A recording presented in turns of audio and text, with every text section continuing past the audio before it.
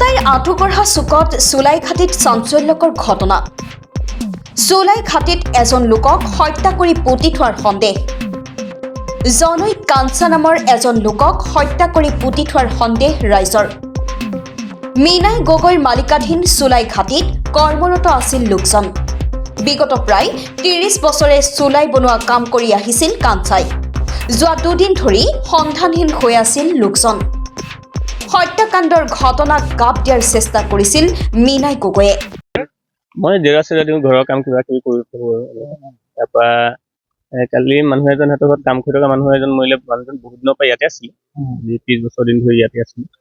তাৰপৰা মানুহজন মৰিলে, মৰাৰ পিছত সিহঁতি আৰু ঘৰৰ মানুহখিনি আৰু লগতে কাম কৰা মানুহ দুজন গাঁত চাত খান্দি আৰু সেইখিনিতে পুতি পেলালে। কোনে পুতিলে? সিহঁতৰ ঘৰৰ মানুহখিনিয়ে পুতিলে। কাৰ ঘৰ? মীনা গগৈৰ ঘৰ। তাৰপিছত আৰু সিমান কোনে আৰু। কেনেকে মৰিছিলে মানুহজন? মানুহজন বেমাৰ আছিলে, বহুত দিনৰ পৰা বেমাৰ আছিলে। নাই মই নাই। আপোনাৰ নামটো কি? মোৰ নামটো জিতেন কৰ্মকাৰ। আপুনি পুতাত সহায় কৰিছিলে নে পুতাত সেই কামত আছিল? নাই মই নাছিলোঁ। কোন কোন আছিল? এইটো বিনোদ আছিলে, তাৰপৰা ৰাতুল মোদী আছিলে, তাৰপৰা জিতেন গগৈ আছিলে। আপুনি কেনেকে জানিলে? মই সিহঁতক গাঁত খন্দা দেখিছোঁ তাৰমানে। কেতিয়া সেইটো সন্ধিয়া 4টামান বজাত কেতিয়া পুতিলে? কেতিয়া পুতিলে সিহঁতি কেতিয়া পুতিলে সেইটো নাজানিম খালি আৰু। নিশা কামটো কৰিছে? মিছা কাম গাঁত খন্দাত বোলে আপুনি সহায় কৰিছে? মই নহয়, মই নাই। মই সেইটো সময়ত কেতিয়া হৈছিলে? সেইটো আপোনাৰ যোৱাকালি 3 দিন হ'ল নহয়, যোৱাকালি।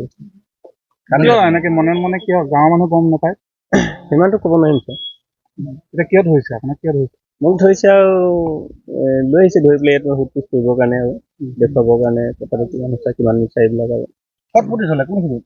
সেইখিনিতে গাঁত চাত খন্দা দেখিছিলোঁ। মই সুধিলোঁ কেলে গাঁত চাত খান্দিছে বোলে। নাই বোলে সেই বোলে কাঞ্চাই বোলে মৰিলে নহয় বোলে, তাই বোলে আৰু পুতি দিম আৰু বোলে। এনেইতো সমাজ তাৰটো ক'ত আছে, কি কথা, পৰিয়ালো আমি দেখা নাই, তাৰ ঘৰ কি কথা সেইটোও নাজানিম বোলে।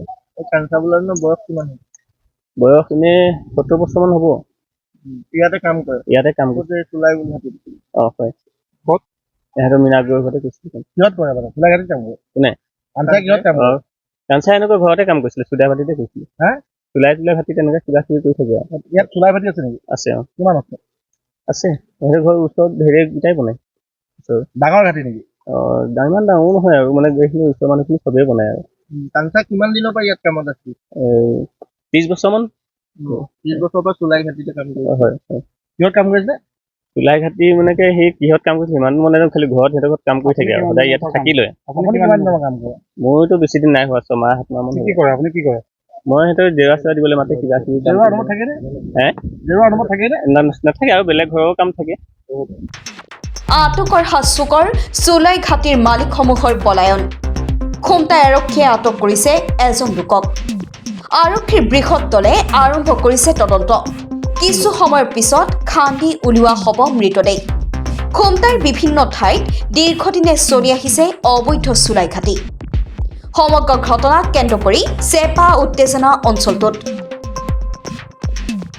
খুমটাইৰ পৰা Chandan Bora report, reporter live Assam. নাপায়, কোনেও নাজানে। আমিও গম নাপাওঁ। গাড়ী মটৰ আহি থকাৰ কাৰণে ভাবিলোঁ যে ইমান গাড়ী মটৰ কেলৈ আহিছে। তাকে আহি পেলাই আধা ৰাস্তা পালোহি, তেতিয়াই শুনিছোঁ বোলে এনেকুৱা কথা। এই তেখেতৰ নাম মীনা গগৈ। মীনাই গগৈ বুলি কয়। হয়, তেওঁহঁতে কাম কৰিছিলে। এতিয়া কি গম পাইছে? এতিয়া গম পাইছোঁ যে বোলে তেখেতক বোলে পুতি থৈছে, তেনেকৈ শুনিছোঁ আৰু। Reporter live Assam.